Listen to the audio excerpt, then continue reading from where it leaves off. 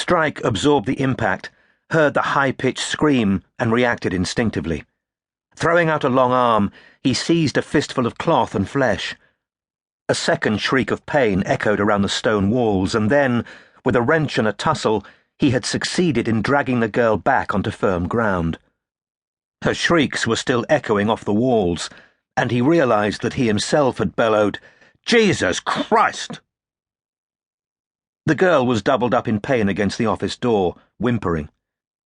Judging by the lopsided way she was hunched, with one hand buried deep under the lapel of her coat, Strike deduced that he had saved her by grabbing a substantial part of her left breast. A thick, wavy curtain of bright blonde hair hid most of the girl's blushing face, but Strike could see tears of pain leaking out of one uncovered eye. "Fuck! Sorry!" His loud voice reverberated around the stairwell. "I didn't see you. Didn't expect anyone to be there." From under their feet, the strange and solitary graphic designer who inhabited the office below yelled, "What's happening up there?" And a second later, a muffled complaint from above indicated that the manager of the bar downstairs, who slept in an attic flat over Strike's office, had also been disturbed, perhaps woken by the noise. "Come in here." Strike pushed open the door with his fingertips, so as to have no accidental contact with her while she stood huddled against it, and ushered her into the office. "Is everything all right?" called the graphic designer querulously. Strike slammed the office door behind him. "I'm okay," lied Robin, in a quavering voice, still hunched over with her hand on her chest, her back to him. After a second or two, she straightened up and turned around, her face scarlet and her eyes still wet. Her accidental assailant was massive. His height, his general hairiness, coupled with a gently expanding belly, suggested a grizzly bear. One of his eyes was puffy and bruised, the skin just below the eyebrow cut. Congealing blood sat in raised white-edged nail tracks on his left cheek and the right side of his thick neck, revealed by the crumpled open collar of his shirt. "Are you, Mr. Strike?" "Yeah." I'm the temp." "The what?" "The temp from Temporary Solutions." The name of the agency did not wipe the incredulous look from his battered face. They stared at each other, unnerved and antagonistic.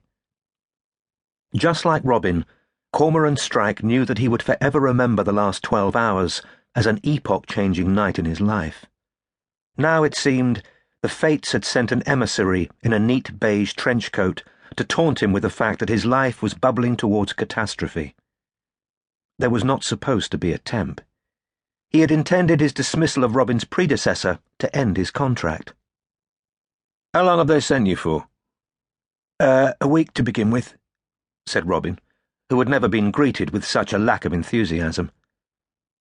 Strike made a rapid mental calculation. A week at the agency's exorbitant rate would drive his overdraft yet further into the region of irreparable.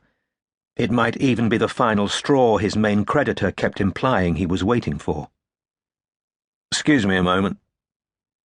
He left the room via the glass door and turned immediately right into a tiny, dank toilet. Here he bolted the door and stared into the cracked, spotted mirror over the sink. The reflection staring back at him was not handsome.